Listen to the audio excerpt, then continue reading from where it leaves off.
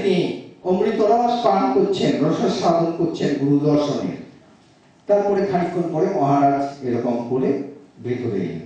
তা আমি বললাম, মহারাজ এই ভদ্রমহিলাই তো আপনাকে দর্শন করতে এসেছিলেন, তা আপনি যখন দর্শন দিলেই পারতেন, তো তখন দর্শন দিলেন না, এখন দিলেন?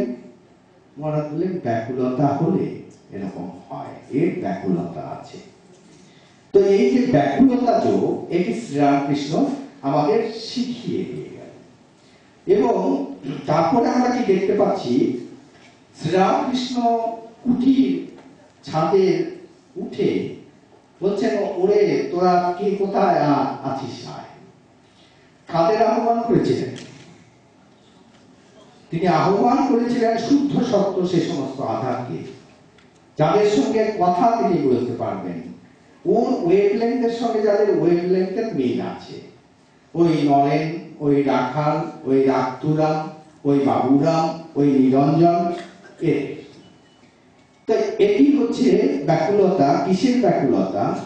যে অবতার তিনি ভগবান স্বয়ং, তিনি এসেছেন, তিনি মানুষকে খালি হাতে ফিরিয়ে দেবেন না, মানুষের প্রাণ মন জুড়িয়ে দেবেন, হাত ভরিয়ে দেবেন। তার জন্য কিছু যন্ত্র দরকার, কিছু উপাদান দরকার, আর সেই উপাদান এবং যন্ত্রই হচ্ছে নরেন, রাখাল, বাবুরা ইত্যাদি। তো দেখুন কি ব্যাকুলতা। এবং শ্রীরামকৃষ্ণ আমাদের দেখিয়ে দিয়ে গেলেন যে শুধু ব্যাকুলতা যদি থাকে তাহলে আমরা ঈশ্বর লাভ করতে পারি। কারণ আজকে হোক আগেই হোক, শ্রীরামকৃষ্ণের যুগ ধর্মের কথাই বলি, শাশ্বত ধর্মের কথাই বলি, একই তো কথা, ভাষা অন্যরকম, যে মানব জীবনের একমাত্র উদ্দেশ্য ঈশ্বর লাভ। ঈশ্বর আছেন, ঈশ্বরকে দেখতে পাওয়া যায়, মানব জীবনের একমাত্র উদ্দেশ্য ঈশ্বর লাভ। সেই কথাটাই নতুন ভাবে, নতুন ভাষায়, নতুন ছন্দে, নতুন গতিতে শ্রীরামকৃষ্ণ নতুন বর্ণে আমাদের কাছে উপস্থাপিত করলেন। সেটা হচ্ছে শ্রীরামকৃষ্ণের অরিজিনালিটি। ব্যাকুলতা যোগ আমরা শাস্ত্রে পাই না, শ্রীরামকৃষ্ণের এই ব্যাকুলতা যোগ আমাদের শিখিয়েছেন। অতএব যখন আমরা বলি শ্রীরামকৃষ্ণের নবযুগে ধর্ম, তখন প্রথমেই আসে শ্রীরামকৃষ্ণ যে নতুন যোগটি আমাদের শিখিয়ে দিয়ে গেলেন, সেই যোগ অর্থাৎ ব্যাকুলতা যোগ। তারপরে আরেকটি যোগ নতুন শিখিয়েছেন শ্রীরামকৃষ্ণ, যে যোগটিও আমরা এর আগে এত প্রকট, এত স্পষ্ট, এত সুন্দর করে কোথাও পাইনি। সেটি কি? সেটি হচ্ছে ভালোবাসার যোগ। ভালোবাসা মানে নিষ্কাম ভালোবাসা। আজকাল তো দেখতে পাওয়া যায় রাস্তায় বেরোলে ছেলে আর মেয়ে ঘুরে একসাথে, ওটা নয়, নিষ্কাম ভালোবাসা। দাও আর ফিরে নাহি চাও, থাকে যদি হৃদয়ে সম্ভব। তো এই নিষ্কাম ভালোবাসাটা কিরকম? আমি এর আগেও এই ইনস্টিটিউট অফ কালচারে অন্য অনুষ্ঠানে বলেছি এই ঘটনাটা। একটা ইংরেজি গল্প। গল্পটি হচ্ছে মাদার। মা কে? মায়ের স্বরূপ কি? তো সেই গল্পটি আবার আমি আপনাদের বলবো, কিন্তু তার আগে আমি বলতে চাই যে কত রকমের ভালোবাসা আছে। একটা ডিকশনারি আছে। ভারতবর্ষে এর প্রচলন কম, পাশ্চাত্যের প্রত্যেকের ঘরে ঘরে সেই ডিকশনারি প্রায় থাকে। সেই ডিকশনারিটা হচ্ছে ডিকশনারি অফ থটস। ডিকশনারিটার নাম হচ্ছে ডিকশনারি অফ থটস। আপনারা তো dictionary of words, dictionary of vocabulary, কিন্তু এটা হচ্ছে ডিকশনারি অফ থটস। সেই ডিকশনারি অফ থটস এ আছে 192 রকম ভালোবাসা আছে। এক ভালোবাসাতেই হেউডোর খেলে যাচ্ছে, আর সেখানে 192 রকম ভালোবাসা। There are 192 kinds of love. কারণ আমাদের শাস্ত্র কি বলছে, কোন ভালোবাসার কথা বলছে? যে ভালোবাসার কথা শ্রীরামকৃষ্ণ নতুন করে আবার বললেন, সেই ভালোবাসা হচ্ছে নারদীয় ভক্তি সূত্র। আপনারা অনেকে পড়ে থাকবেন, অনেকের নাম শুনে থাকবেন, নয় কি? মাধবানন্দজির কাছে, মাধবানন্দজির নাম শুনেছেন তো? তো মাধবানন্দজির কাছে এক ভক্ত এসছে। তো মাধবানন্দজি ওকে বলছেন, উনি ছান্দোগ্য উপনিষদ খুব পড়তেন। দুপুরবেলা খাওয়া দাওয়া করে আমরা কি করি, সাধারণত ঘুমোই, পড়তে ভালো লাগে না।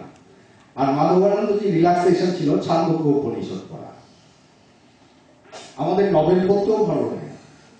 আর ওর রিল্যাক্সেশন, উনি ছান্দোগ্য উপনিষদ পড়তেন। একজন প্রবীণ সন্ন্যাসী বলছেন, মহারাজ আপনি খেয়ে দিয়ে বিশ্রাম করছেন। বলে, সে কি বলছো, এই তো বিশ্রাম, এই যে ছান্দোগ্য উপনিষদ করছি, এটাই তো আমার রিল্যাক্সেশন হচ্ছে। তো সেই ভক্তটিকে কথায় কথায় মাধবানন্দজি বললেন যে, আচ্ছা তুমি কি ছান্দোগ্য উপনিষদ পড়েছো কখনো? বলে, হ্যাঁ মহারাজ, আমি কিছু কিছু পড়েছি। বলে, ছান্দোগ্য উপনিষদটা কি বলতো? বলে, ওই যে সুন্দর উপন্যাস।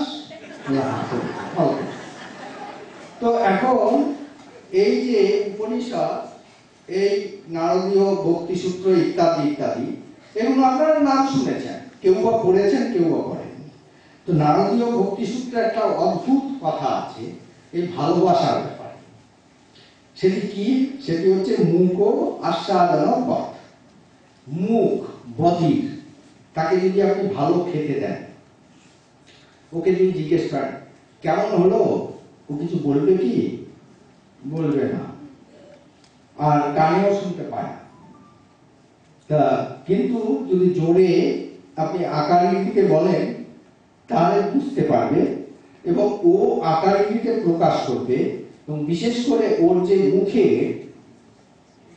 প্রকাশ, সেই প্রকাশের মাধ্যমে, মুখাবয়বের যে প্রকাশ, সেই প্রকাশের মাধ্যমে আপনি বুঝতে পারবেন ওর ভালো লেগেছে কি খারাপ লেগেছে।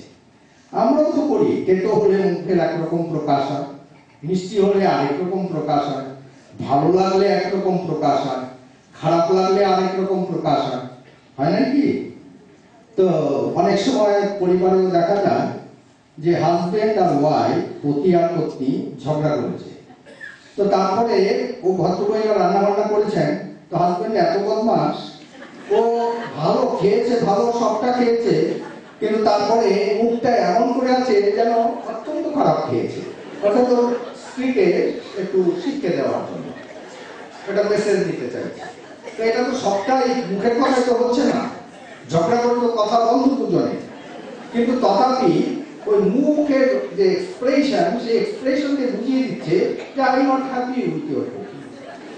তো সেই জন্যই দেখা যাচ্ছে যে আমাদের মুখ, এই মুখ অবস্থাতেও আমরা আস্বাদন ঈশ্বরের করতে পারি। আর তাছাড়া তাই তো হয়, যখন when our thoughts are too deep, যখন আমাদের চিন্তা, আমাদের অনুভূতি, আমাদের ভালো লাগা মন্দ লাগা, আমরা যখন আপন মনের মাধুরীকে গভীরে নিয়ে যাই, তখন সেটা ভাষায় প্রকাশ করা যায় না।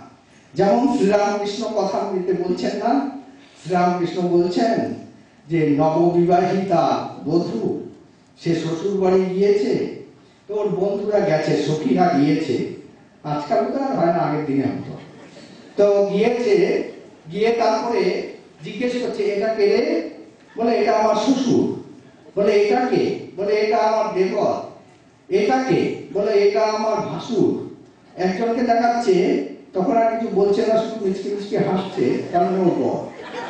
তো স্বাভাবিকভাবে যখন চিন্তা, অনুভূতি খুব প্রগাঢ় হয়, তখন আমরা কথা কইতে পারি না। যেমন তোতলা যারা বা তোতলানোর অভ্যেস যাদের আছে, তারা দেখবেন গান গাওয়ার সময় তোতলায় না, বক্তৃতা দেওয়ার সময় তোতলায় না, কিন্তু যদি কেউ ঘাবড়ে যায় তাহলে কথাই বেরোবে না, এমন তোতলাবে তার কথা বেরোবে। তো স্বাভাবিকভাবে আমার thoughts when it is too deep for expression, এবং ভগবানের অনুভূতি এটা হচ্ছে too deep for expression। সেই জন্য শ্রীরামকৃষ্ণ এক জায়গায় বলছেন যে ব্রহ্ম উচ্ছিষ্ট হয় না। আর সবকিছু আমরা বলতে পারি, কিন্তু ব্রহ্ম উপলব্ধি মানুষকে বলা যায় না। তা স্বাভাবিকভাবে এই সেই জন্যই নারদীয় ভক্তি সূত্রে বলছে যে ভালোবাসার একটা বড় লক্ষণ হচ্ছে মুখ আস্বাদন বধ। এখন এই যে ভালোবাসা যেটা বলছিলাম, যে ভালোবাসার স্বরূপটা কি, ভালোবাসা কি স্বরূপ। ওই মায়ের গল্প আমি বলছিলাম যে হুইজ দ্য মাদার, তো সেই ইংরেজি একটা গল্প আছে, আপনারা অনেকে শুনে থাকবেন, পড়েও থাকবেন, যে একজন যুবক ওকে জিজ্ঞেস করছে ওর প্রণয়িনী যে আচ্ছা পরীক্ষা করার জন্য, আজকাল তো রাইটার্স বিল্ডিং থেকে শুরু করে সবই মেয়েরাই চালায়, তো জিজ্ঞেস করছে যে আচ্ছা তোমরা আমাকে কেমন, আমাকে তোমার কেমন লাগে? বলে খুব ভালো লাগে। বলে তুমি আমায় কেমন ভালোবাসো? বলো আমি তোমাকে প্রাণাধিক ভালোবাসি। বলে প্রাণাধিক, তাহলে প্রাণের মতো ভালোবাসো কাকে? বলে মাকে ভালোবাসি। তো তুমি তো তোমার মায়ের চেয়ে তো আমাকে বেশি ভালোবাসো। বলো হ্যাঁ, কেননা আমার মাকে প্রাণের মতো ভালোবাসি আর তোমাকে প্রাণাধিক ভালোবাসি। তাহলে আমি কি করে বুঝবো তুমি সত্যি সত্যি আমাকে প্রাণাধিক ভালোবাসো? তোমাকে একটা পরীক্ষা দিতে হবে, রাজি আছো? বলে হ্যাঁ নিশ্চয়ই রাজি আছি। তখন বললো যে দেখো, তুমি এই মুহূর্তে গিয়ে তোমার যে প্রাণ অর্থাৎ তোমার মা, তাকে হত্যা করে তার হৃদয়টা এসে আমাকে দাও। সেই যুবক উন্মত্ত অবস্থায় সেখানে গিয়েছে। উন্মত্ত অবস্থা মানে মদ খায়নি, ইনফ্যাচুয়েটেড যাকে ইংরেজিতে বলে, in a state of infatuation ওখানে গিয়েছে। গিয়ে মা মা বলছে, মা হেসে রান্না করছেন। বলে বাবা এসো বসো খাবে। আর পেছন থেকে সে দাঁড়িয়ে মায়ের ঘাটটা কেটে ফেলেছে, মাথাটা কেটে ফেলেছে, মাথাটা পড়ে গেছে। আর ওখানে ওই যেমন বাইপাস সার্জারি করে, তো বাইপাস সার্জারিও জানতো কিনা আমি জানি না, কিন্তু হৃদয়টা ঠিক মতো বের করে নিয়েছে। সেখান থেকে বের করে সে হাতের তালুতে হৃদয় নিয়ে ছুটছে পাগলের মতো তার প্রণয়িনীর কাছে, যে দেখাবে দেখো আমি যে বলেছিলাম তোমাকে প্রাণাধিক ভালোবাসি, এই দেখো আমার মাকে প্রাণের সমান ভালোবাসি, আর এই মায়ের হৃদয় তুমি চেয়েছিলে তোমাকে প্রাণাধিক ভালোবাসি, তাই নিয়ে এলো। তো ছুটতে ছুটতে হঠাৎ হোঁচট খেলে। তখন সেই হৃদয় বলছে বাবা তোমার কোনো চোট লাগেনি তো? যে মায়ের হৃদয় সে খুলে নিয়ে চলে এলো শরীর থেকে, যে মাকে সে হত্যা করলো, সেই মা তার হৃদয় ছেলেকে বলছে বাবা তুমি হোঁচট খেয়েছো, তোমার চোখ লাগেনি তো? এই হচ্ছে মা, আর এই হচ্ছে ভালোবাসা। এই ভালোবাসার কথায় শ্রীরামকৃষ্ণ বলেছেন। সেই জন্য শ্রীরামকৃষ্ণ দেখবেন সব সময় বলছেন মা আমার সব কিছু জানেন। মা জানেন, মা বই তিনি কিছু জানেন না, আর মাও তাকে ছাড়া আর কিছু জানে না। এরকম একটা অবস্থা, এটি হচ্ছে আধ্যাত্মিক প্রেমের অবস্থা। এবং সেই ভালোবাসা যে শ্রীরামকৃষ্ণ আমাদের শিখিয়ে দিয়ে গেলেন। আপনারা যারা স্বামী বিবেকানন্দ এবং শ্রীরামকৃষ্ণের জীবনী পড়েছেন তারা নিশ্চয়ই জানেন যে নরেন্দ্রনাথ আসছেন, নরেন্দ্রনাথ যখন আসছেন শ্রীরামকৃষ্ণ বলছেন নররূপী নারায়ণ তুমি এত দেরিতে এলে, ইত্যাদি ইত্যাদি। হাসপুকুরে গেছেন নরেন্দ্রনাথ গাড়ু নিয়ে, শ্রীরামকৃষ্ণ সেখানে গেছেন। মাস্টারমশাই ভাবছেন আচ্ছা ঠাকুর ওখানে গিয়েছেন, ঠাকুর কি বলছেন? তো গিয়ে দেখছেন যে তিনি বলছেন আবার বেশি বেশি করে আসবি, নবানুরাও বেশি বেশি করে আসতে। কিন্তু সেই নরেন্দ্রনাথ দক্ষিণেশ্বরে আসছেন শ্রীরামকৃষ্ণের কাছে। কিন্তু আমরা কি দেখতে পাচ্ছি? আমরা দেখতে পাচ্ছি যে শ্রীরামকৃষ্ণ ফিরেও তাকাচ্ছেন না। 1 মাস ধরে নরেন্দ্রনাথ দক্ষিণেশ্বরে যাচ্ছেন, নরেন্দ্রনাথকে দেখলে শ্রীরামকৃষ্ণ মুখ ফিরিয়ে নিচ্ছেন, কথা বলা তো দূরের কথা। একদিন জিজ্ঞেস করলেন আরে তোর সঙ্গে আমি কথা বলি না, তোর দিকে ফিরেও তাকাই না, তুই কেন আসিস? বলে আপনাকে ভালো লাগে। এটি হচ্ছে ভালোবাসা যোগ, নিষ্কাম প্রেমের যোগ, যেটি শ্রীরামকৃষ্ণ আমাদের শিখালেন, দেখালেন।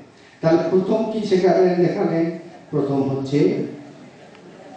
প্রথম যোগটি হচ্ছে ব্যাকুলতা যোগ, দ্বিতীয় যোগটি হচ্ছে নিষ্কাম প্রেমের যোগ। আরেকটি যোগ শ্রীরামকৃষ্ণ দেখিয়েছেন, আপনারা সবাই জানেন, সেটি হচ্ছে সেবা যোগ। আমরা কর্মযোগের কথা বলেছি, জ্ঞান যোগের কথা বলেছি, ভক্তি যোগের কথা বলেছি, রাজযোগের কথা বলেছি, কিন্তু সেবা যোগের কথা কোনো শাস্ত্রে নেই। শ্রীরামকৃষ্ণ সেবা যোগের কথা বললেন। অবশ্যই আপনারা এই জ্ঞান যোগ, এই যে যোগ চতুষ্টয়, এর সংশ্লেষণের কথা শ্রীরামকৃষ্ণ বলছেন, এবং শ্রীরামকৃষ্ণের কথাই স্বামী বিবেকানন্দ বলছেন।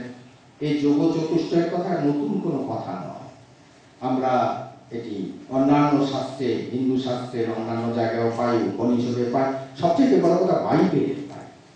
বাইবেলে কেমন পাই যে ক্রাইস্ট বলছেন লাভ দাই গড উইথ অল দাই হার্ট, এটা হচ্ছে ভক্তি যোগ। তুমি তোমার সমস্ত হৃদয় দিয়ে ভগবানকে ভালোবাসো, এটি হচ্ছে ভক্তি যোগ। ইউ লাভ দাই গড উইথ অল দাই সোল, আত্মা দিয়ে ভগবানকে ভালোবাসো, এটি হচ্ছে জ্ঞান যোগ। উইথ অল দাই মাইন্ড, ইউ লাভ দাই গড উইথ অল দাই মাইন্ড, মন দিয়ে রাজযোগ। তারপরে with all thy strength, কর্মযোগ, লাভ thy God with all thy strength। অতএব এটি বাইবেলে আছে, এটি হিন্দু ধর্মের অন্যান্য শাস্ত্র আছে, কিন্তু যেটি নেই সেটি হচ্ছে শ্রীরামকৃষ্ণের সেবা যোগ। শ্রীরামকৃষ্ণ বলছেন মানুষের ভিতরে ঈশ্বর আছে, সেই ঈশ্বরের সেবা যদি কেউ করে তাহলে সে মুক্ত হয়ে যাবে। আমার কাছে একজন সাধু এসেছিলেন, একটু বয়সে আমার থেকে বেশি বড়, কিন্তু এসেছিলেন তার সমস্যা নিয়ে আমাকে বলতে। আমাদেরই সঙ্গে একজন সাধু, উনি বললেন যে ভাই দেখো, আমার কি হয়েছে, আমি যখন ধ্যানে বসছি তখন ঠাকুরকে দেখতে পাচ্ছি না, অন্য কিছু দেখতে পাচ্ছি। তো আমি বললাম যে মহারাজ, আপনি তো আমার থেকে বয়সেও বড়, সন্ন্যাসী হিসেবেও বড়, আমি আমার কি করবো? আপনি প্রেসিডেন্ট মহারাজের কাছে গেলেন, প্রেসিডেন্ট মহারাজ অথবা ভাইস প্রেসিডেন্ট মহারাজ। বলুন না না, ওদের আমি বলতে এটা আমি লজ্জা পাচ্ছি, তাই তোমার কাছে এসেছি তোমাকে বলতে। তাই বললাম যে আপনি কি অনুমতি করবেন আমি একটা কথা বলবো? বলে বলো। দেখুন, এই যে আমরা আরতি করি রোজ, তার মধ্যে আমরা ঠাকুর সম্পর্কে বলি জ্ঞানাঞ্জন বিমল নয়ন বীক্ষণে মোহ যায়, বলি না আমরা আরতিতে? স্বামী বিবেকানন্দের কথা, জ্ঞানাঞ্জন বিমল নয়ন বীক্ষণে মোহ যায়। তা আপনি মন্দিরে গিয়ে শুধু ঠাকুরের দিকে এই যে জ্ঞানাঞ্জন বিমল নয়ন, যাকে দেখলে মোহ চলে যাবে সমস্ত পৃথিবী, তার দিকে তাকিয়ে থাকুন। স্বামীজির কথা তো মিথ্যে হতে পারে না। আমি অত্যন্ত খুশি, অত্যন্ত আনন্দের কথা। 6 মাস পরে সেই সাধু, তিনি কত মহৎ দেখুন, আমার থেকে অনেক বড় ধরনের সাধু বলবো। আমার প্রথম কথা, আমার কাছে এসেছিলেন, আমি একজন সাধারণ মানুষ, ওর কাছে একজন অত্যন্ত ছোট ভাইয়েরও ছোট ভাইয়ের মতো। আর দ্বিতীয় কথা হচ্ছে, তিনি তারপরে এলেন 6 মাস পরে, বলে ভাই আমি এসেছি, তুমি আমার থেকে ছোট, কিন্তু তোমায় আমায় প্রণাম করতে ইচ্ছে করছে। আমি বললাম কেন, কি হলো মহারাজ? বলো আমার এখন ঠাকুরকে চোখ বুঝলে ঠাকুরকে উজ্জ্বল জল জল করছে হৃদয়ে দেখতে পাচ্ছি। কি করে হলো? যে ওই যে তুমি বলেছিলে ঠাকুরের দিকে তাকিয়ে থাকতে, তো তিনি হচ্ছেন জ্ঞানাঞ্জন, তিনি হচ্ছেন বিমল নয়ন বীক্ষণে মোহ যায়। তাকে যদি দেখে আর কিচ্ছু দরকার নেই, কয়েক ঘন্টা, সকালে 1 ঘন্টা, বিকেলে 1 ঘন্টা, যদি শুধু ঠাকুরের দিকে তাকিয়ে থাকেন, তিনি জ্ঞানাঞ্জন, তিনি হচ্ছেন বিমল নয়ন। তাতেই এই যে হৃদয়ে বিভিন্ন মোহ গুণ এসে নানা রকম অসুবিধের সৃষ্টি করছে, সেই অসুবিধে চলে যাবে। তারপর সেবা যোগের কথা কি বললেন? আপনারা দক্ষিণেশ্বরের সেই কথা জানেন, যে দিলীপ বাবু আছেন, নরেন্দ্রনাথ আছে, শরৎ ভাই আছে, বৈষ্ণব ধর্মের আলোচনা চলছে। তো সেই আলোচনার মধ্যে কথা হচ্ছে বৈষ্ণব ধর্মের বেসিক টেনেট কি, বলো নামে জীবে দয়া, নামে রুচি বৈষ্ণব পূজন। ঠাকুর আর্তনাদ বলিস তুই কীটানুকে নিজে সুখে জায়গা পায় না, শঙ্করাকে ডাকে। তা তুই আবার মানুষকে কি দয়া করবি? বল সেবা, বল পূজা। মানুষের ভেতরে ঈশ্বর সর্বত্র আছেন, তার ভেতরে তার শ্রেষ্ঠ প্রকাশ, তার ভিতরে তিনি যে আছেন তাকে দেখে তারপরে তুমি সেবা জ্ঞানে, পূজা জ্ঞানে তাকে সেবা করো, তাহলেই তুমি মুক্ত হয়ে যাবে। শেষে একটি কথা বলে, আমার সময় শেষ হয়ে গেছে, তা শেষে একটি ছোট্ট ঘটনা বলে আমি আমার বক্তব্য শেষ করতে চাই। সেই ঘটনাটি হচ্ছে বুদ্ধিস্ট ট্রেডিশনের ঘটনা। যে এই যে আমরা না অনেক সময় ভাবের ঘরে চুরি করেই থাকি, এটা তো সত্যি কথা নাকি না মিথ্যে কথা? ভাবের ঘরে চুরি করি তো, মুখে এক কথা বলি, মনে আরেক রকম ভাবি, মনকে আমরা অন্যদের জানতে দিই না। তা পশ্চিমবঙ্গের একজন খুব বিখ্যাত অভিনেত্রী, যার বোধহয় আজকে জন্মদিন, পেপারে পড়ছিলাম, নাম বলবো না, তাকে আমি দেখেছি কাঁপতে। বীরেশ্বরানন্দজির কাছে দীক্ষা নিয়েছেন, আমি নিজে দেখেছি, আমি personal witness. She is trembling. কেন কাঁপছেন? পাছে বা ভেতরটা খারাপ, ভেতরটা ওটা একটা সাংঘাতিক ব্যাপার ধর্মের ক্ষেত্রে, আধ্যাত্মিকতার ক্ষেত্রে। সেই জন্যই আমি এই বুদ্ধিস্ট ট্রেডিশনের একটা ঘটনা বলছি। কোনো একটু টাইম বেশি নিচ্ছে, অসুবিধা হচ্ছে না? সেই ঘটনাটা হচ্ছে যে দুজন ভিক্ষু, ওরা যাচ্ছেন বিকেলবেলা বেড়াতে। তো বিকেলবেলা সাধুরা তো একটু বেড়ায় টেড়ায় বেশি, একটু অন্যদের থেকে বেশি, মিষ্টি টিষ্টি একটু বেশি খায়, তো ডক্টর খায়। তো ডায়াবেটিসের ভয়ে আপনার দেখবেন বেলুর মঠে গেলেও দেখবেন সাধুরা এবং টোটো করে বেড়াচ্ছে। তো ওটার কারণ হচ্ছে ডায়াবেটিস। তো স্বাভাবিকভাবে দুজনে যাচ্ছে সান্ধ্য ভ্রমণ। তো একজন খুব প্রাচীন ভিক্ষু, আরেকজন হচ্ছে তরুণ ভিক্ষু। তো তরুণ ভিক্ষুটি দেখলো যে একটি মেয়ে কিশোরী সে জলে ঢুকে মরছে। তো সেই যে এল্ডারলি ভিক্ষু, প্রবীণ ভিক্ষু, তাকে বললো, ভিক্ষু এরকম হচ্ছে, মেয়েটি মরে যাবে, আমরা দুজন যাচ্ছি, should we not go and save her life? ওকে বাঁচানো তো আমাদের কর্তব্য। তো ভিক্ষুটি খুব চিন্তা করে বলেন, না, তুমিও সন্ন্যাসী, আমিও সন্ন্যাসী, আমরা দুজনেই কিছু ব্রত গ্রহণ করেছি, অতএব কোনোভাবেই আমাদের সেই ব্রত ভঙ্গ করা উচিত নয়, আমাদের এটি কাজ বলে দুজনে এগিয়ে যাচ্ছি। কিন্তু এই তরুণ ভিক্ষুটি ভাবছে মনে মনে, আচ্ছা আমি সন্ন্যাসী হলাম, বহুজন সুখায় বহুজন হিতায়, অথচ এরকম একটা নিরীহ কিশোরী আর কেউ আশেপাশে নেই, মরে যাচ্ছে, তার প্রাণ বাঁচানো কি আমাদের উচিত নয়?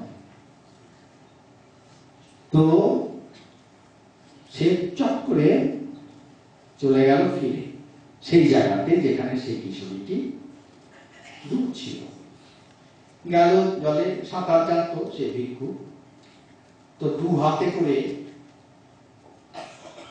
ওই কিশোরীকে তুলে ওখানে নদীর উপকূলে, সেই যে জলাশয়ের উপকূল, on the bank of that water body, ওখানে রেখে দিল। রেখে আবার সে খুব দ্রুতগতিতে এগিয়ে গিয়ে ওই এল্ডারলি ভিক্ষুর সঙ্গে জয়েন করলো। এল্ডারলি ভিক্ষুকে ও সবকিছু বললো যে, ভিক্ষু আমি শেষ পর্যন্ত গেলুম, কারণ আমি ভাবলুম যে আমাদের জীবনের এটা যেমন ব্রত, এটাও তো ব্রত যে বহুজন সুখায় বহুজন হিতায় আমরা জীবন পাত করব। তো সেখানে আমি যদি আমার চোখের সামনে একটি প্রাণী মারা যাচ্ছে, তাকে বাঁচাতে পারলাম না, এটা তো কখনো আমি মেনে নিতে পারছি না, তাই আমি গেলাম। তো প্রাচীন সন্ন্যাসী কিছু বললেন না, তিনি চুপচাপ আছেন। 1 বছর পরে ওই যে মহারাজ যেমন আছেন না এখানে ইনস্টিটিউট অফ কালচারের তিনি অধ্যক্ষ, ঠিক অ্যাবট বলে, বুদ্ধিস্ট ট্রেডিশনে এতে বলে অ্যাবট, যিনি মনাস্টারির হেড তিনি হচ্ছেন অ্যাবট। তাই অ্যাবটের কাছে গিয়ে ওই প্রাচীন ভিক্ষু বলছেন যে মহাভিক্ষু, অ্যাবটকে বলে মহাভিক্ষু, এরকম এরকম সব হয়েছে। তো সব শুনে সে প্রাচীন ভিক্ষু বলল, মহাভিক্ষু এটি কি গর্হিত অপরাধ নয় সন্ন্যাসীর পক্ষে? বললো তাই তো মনে হচ্ছে, তাহলে কি ওকে শাস্তি দেওয়া উচিত নয়? হ্যাঁ আমার তো তাই মনে হচ্ছে, ঠিক আছে আমি তাহলে জেনারেল অ্যাসেম্বলিজ অফ মংস, সমস্ত সাধুদের আমি ডাকছি, ডেকে তারপর তার বিচার হবে, সাধুদের যেটা রায় হবে তার। তো সমস্ত সাধুদের ও ডেকেছে, ডাকবার পরে সে প্রাচীন ভিক্ষুকে ডেকে বলেছে তোমার কি বক্তব্য তুমি বলো। তো প্রাচীন ভিক্ষু বলেছে এই করেছে, আর সাধুরা খুব রেগে গেছেন, হ্যাঁ সেম সেম বলছেন, ওই সাধুকে ধিক্কার দিচ্ছে, তুমি সাধু হয়ে সন্ন্যাসী হয়ে এমন কাজ করেছো, গর্হিত কাজ। তো তখন মহাভিক্ষু বললেন তোমাদের কি রায়? বলল রায় হচ্ছে ও আর মনাস্টারিতে ফিরে যাবে না, তাহলে মনাস্টারি কলুষিত হবে, ও এখান থেকে সোজা বেরিয়ে চলে যাবে। তো তখন অ্যাবট যিনি মহাভিক্ষু তিনি ওই তরুণ ভিক্ষুর দিকে তাকালেন, তাকে বললেন ভিক্ষু তুমি শুনেছো এদের রায়? এই যে প্রাচীন ভিক্ষু যা বললো এটা ঠিক? বললো হ্যাঁ অক্ষরে অক্ষরে ঠিক। বললো এই যে সাধুদের রায় এটা তুমি শুনেছো? বললো হ্যাঁ। তুমি কি সাধুদের রায় মেনে নিচ্ছ মাথা থেকে? বললো হ্যাঁ শিরোধার্য, আমি আর আশ্রমে যাব না, আশ্রমের ভেতরে আমি এখান থেকে চলে যাব। তা তোমার কিছু বক্তব্য নেই ভিক্ষু? অ্যাবট জিজ্ঞেস করছে তরুণ ভিক্ষু। বললো আমার কিছুই বক্তব্য নেই, আমি এখান থেকে চলে যাব মহাভিক্ষু, কিন্তু আমার একটা ছোট্ট প্রশ্ন শুধু আছে, বক্তব্য নয় প্রশ্ন। বলো বলো কি প্রশ্ন তোমার? বলো who to quit first, me or he? কে আগে যাবে, আমি না ওই যে প্রাচীন ভিক্ষু? বলো কেন? বলো I carried the girl on my arms for a few seconds. This bhikshu has carried this girl in his heart for 1 year. আমি কয়েক সেকেন্ড হাতে ওকে বাঁচানোর জন্য আমার বাহুতে তুলে নিয়ে এসে ওখানে রেখে দিলাম, আর এ 1 বছর ধরে তার হৃদয়ে ওই মেয়েটাকে বহন করে তুলেছে। আগে কে যাবে? আমি তো যাবো, নিশ্চয়ই যাবো, কিন্তু ও যাবে কি? আমি যাই। অর্থাৎ এটাতে বলতে চাইছে শ্রীরামকৃষ্ণ যেটা বলছেন যে ভগবান মন দেখেন, ভগবান মন দেখেন, শুধু বাইরেটা হলে হবে না, ভেতরের জগৎ অন্তর্জগৎ সেদিকেও ইম্পর্টেন্স দিতে হবে। তো আপনারা আজ এখানে ভক্ত সম্মেলনে এসেছেন, শ্রীরামকৃষ্ণের কথা শুনবেন এবং সেই ভাব নিয়ে আপনারা ঘরে প্রত্যাবর্তন করবেন, সেই ভাব হৃদয়ে বহন করবেন এবং সেটি অনুধান করবেন, শ্রবণ মনন নিদিধ্যাসন করবেন, অনুভব করবেন। তারপরে যখন আবার আগামী বছরে ইনস্টিটিউট অফ কালচারের ভক্ত সম্মেলনে আসবেন তখন দেখবেন আপনি এক অন্য মানুষ, নতুন মানুষ। এই কথাগুলো বলে আমি আপনাদের সবাইকে শুভেচ্ছা জানাই, অভিনন্দন জানাই এবং আপনারা এতক্ষণ ধরে নির্বিবাদে আমার অত্যাচার সহ্য করলেন সেজন্য কৃতজ্ঞতাও জানাই। আর আমার বিশেষ কৃতজ্ঞতা জানাই এই আশ্রমের যিনি অধ্যক্ষ, যিনি দয়া করে আমাকে সুযোগ করেছেন আজ অপরাহ্নে, সুন্দর অপরাহ্নে আপনাদের সামনে আমার বক্তব্য উপস্থাপিত করবার জন্য। তাকে অশেষ অশেষ ধন্যবাদ, কৃতজ্ঞতা এবং আপনাদের সবাইকে এই সম্মেলনের সঙ্গে যারা যুক্ত আছেন প্রত্যক্ষ এবং পরোক্ষভাবে প্রত্যেককে আমার কৃতজ্ঞতা, ধন্যবাদ। মায়ের কাছে প্রার্থনা করি আপনারা ভালো থাকুন, মা আমাদের সবার কল্যাণ করুন। বলেন তাহলে বুঝতে পারবে এবং ও আকার ইঙ্গিতে প্রকাশ করবে এবং বিশেষ করে ওর যে মুখের প্রকাশ, সেই প্রকাশের মাধ্যমে মুখাবয়বের যে প্রকাশ, সেই প্রকাশের মাধ্যমে আপনি বুঝতে পারবেন ওর ভালো লেগেছে কি খারাপ লেগেছে। আমরাও তো করি, তেতো হলে মুখের একরকম প্রকাশ হয়, মিষ্টি হলে আরেক রকম প্রকাশ হয়, ভালো লাগলে একরকম প্রকাশ হয়, খারাপ লাগলে আরেক রকম প্রকাশ হয়, হয় নাকি? তো অনেক সময় পরিবারেও দেখা যায় যে হাজবেন্ড আর ওয়াইফ, পতি আর পত্নী ঝগড়া করেছে। তো তারপরে ও ভদ্রমহিলা রান্না বান্না করেছেন, তো হাজবেন্ড এত বদমাস, ও ভালো খেয়েছে, ভালো সবটা খেয়েছে, কিন্তু তারপরে মুখটা এমন করে আছে যেন অত্যন্ত খারাপ খেয়েছে, অর্থাৎ ওর স্ত্রীকে একটু শিক্ষা দেওয়ার জন্য একটা মেসেজ দিতে চাইছে। তো এটা তো সবটাই মুখের কথায় তো হচ্ছে না, ঝগড়া করে তো কথা বন্ধ দুজনে, কিন্তু তথাপি ওই মুখের যে এক্সপ্রেশন, সেই এক্সপ্রেশনকে বুঝিয়ে দিচ্ছে যে I am not happy with your cooking. তো সেই জন্যই দেখা যাচ্ছে যে আমাদের মুখও, এই মুখ অবস্থাতেও আমরা আস্বাদন ঈশ্বরের করতে পারি। আর তাছাড়া তাই তো হয় যখন when our thoughts are too deep, যখন আমাদের চিন্তা, আমাদের অনুভূতি, আমাদের ভালো লাগা মন্দ লাগা, আমরা যখন আপন মনের মাধুরীকে গভীরে নিয়ে যাই, তখন সেটা ভাষায় প্রকাশ করা যায় না। যেমন শ্রীরামকৃষ্ণ কথামৃতে বলছেন না, শ্রীরামকৃষ্ণ বলছেন যে নববিবাহিতা বধূ, সে শ্বশুর বাড়ি গিয়েছে, তো ওর বন্ধুরা গেছে, সখীরা গিয়েছে, আজকাল তো আর হয় না, আগের দিনে হতো। তো গিয়েছে, গিয়ে তারপরে জিজ্ঞেস করছে এটা কে রে? বলে এটা আমার শ্বশুর। বলে এটা কে? বলে এটা আমার দেবর। এটা কে? বলে এটা আমার ভাসুর। একজনকে দেখাচ্ছে, তখন আর কিছু বলছে না, শুধু মিচকে মিচকে হাসছে, তার মানে ওর বর। তো স্বাভাবিকভাবেই যখন চিন্তা অনুভূতি খুব প্রগাঢ় হয়, তখন আমরা কথা কইতে পারি না। যেমন তোতলা যারা বা তোতলামোর অভ্যেস যাদের আছে, তারা দেখবেন গান গাওয়ার সময় তোতলায় না, বক্তৃতা দেওয়ার সময় তোতলায় না, কিন্তু যদি কেউ ঘাবড়ে যায় তাহলে কথাই বেরোয় না, এমন তোতলাবে যে আর কথা বেরোবে না। তো স্বাভাবিকভাবেই আবার thoughts when it is too deep for expression, এবং ভগবানের অনুভূতি এটা হচ্ছে টু ডিপ ফর এক্সপ্রেশন। সেই জন্য শ্রীরামকৃষ্ণ এক জায়গায় বলছেন যে ব্রহ্ম উচ্ছিষ্ট হয় না। আর সবকিছু আমরা বলতে পারি, কিন্তু ব্রহ্ম উপলব্ধি মানুষকে বলা যায় না। তা স্বাভাবিকভাবেই এই সেই জন্যই নারদীয় ভক্তি সূত্রে বলছে যে ভালোবাসার একটা বড় লক্ষণ হচ্ছে মুখ আস্বাদন বধ। এখন এই যে ভালোবাসা যেটা বলছিলাম, যে ভালোবাসার স্বরূপটা কি, ভালোবাসার কি স্বরূপ? ওই মায়ের গল্প আমি বলছিলাম যে হু ইজ দ্য মাদার। তো সেই ইংরেজি একটা গল্প আছে, আপনারাও অনেকে শুনে থাকবেন, পড়েও থাকবেন, যে একজন যুবক ওকে জিজ্ঞেস করছে ওর প্রণয়িনী যে আচ্ছা পরীক্ষা করার জন্য, আজকাল তো রাইটার্স বিল্ডিং থেকে শুরু করে সবই মেয়েরাই চালায়, তো জিজ্ঞেস করছে যে আচ্ছা তোমরা আমাকে কেমন, আমাকে তোমার কেমন লাগে? বলে খুব ভালো লাগে। বলে তুমি আমায় কেমন ভালোবাসো? বলো আমি তোমাকে প্রাণাধিক ভালোবাসি। বলে প্রাণাধিক, তাহলে প্রাণের মতো ভালোবাসো কাকে? বলো মাকে ভালোবাসি।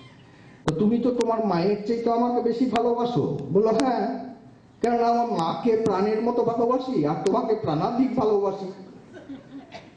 তাহলে আমি কি করে বুঝবো তুমি সত্যি সত্যি আমাকে প্রাণাধিক ভালোবাসো? তোমাকে একটা পরীক্ষা দিতে হবে, রাজি আছো? বলো হ্যাঁ নিশ্চয়ই রাজি আছি। তখন বললো যে দেখো, তুমি এই মুহূর্তে গিয়ে তোমার যে প্রাণ অর্থাৎ তোমার মা, তাকে হত্যা করে তার হৃদয়টা এসে আমাকে দাও। সেই যুবক উন্মত্ত অবস্থায় সেখানে গিয়েছে। উন্মত্ত অবস্থা মানে মদ খায়নি, ইনফ্যাচুয়েটেড যাকে ইংরেজিতে বলে, in a state of infatuation ওখানে গিয়েছে। গিয়ে মা মা বলছে, মা হেসেলে রান্না করছেন, বলে বাবা এসো বসো খাবে। আর পেছন থেকে সে দা দিয়ে মায়ের ঘাটটা কেটে ফেলেছে, মাথাটা কেটে ফেলেছে, মাথাটা পড়ে গেছে। আর ওখানে ওই যেমন বাইপাস সার্জারি করে, তো বাইপাস সার্জারিও জানতো কিনা আমি জানি না, কিন্তু হৃদয়টা ঠিক মতো বের করে নিয়েছে সেখান থেকে। বের করে সে হাতের তালুতে হৃদয় নিয়ে ছুটছে পাগলের মতো তার প্রণয়িনীর কাছে, যে দেখাবে, দেখো আমি যে বলেছিলাম তোমাকে প্রাণাধিক ভালোবাসি, এই দেখো আমার মাকে প্রাণের সমান ভালোবাসি, আর এই মায়ের হৃদয় তুমি চেয়েছিলে, তোমাকে প্রাণাধিক ভালোবাসি, তাই নিয়ে এলো। তো ছুটতে ছুটতে হঠাৎ হোঁচট খেলে।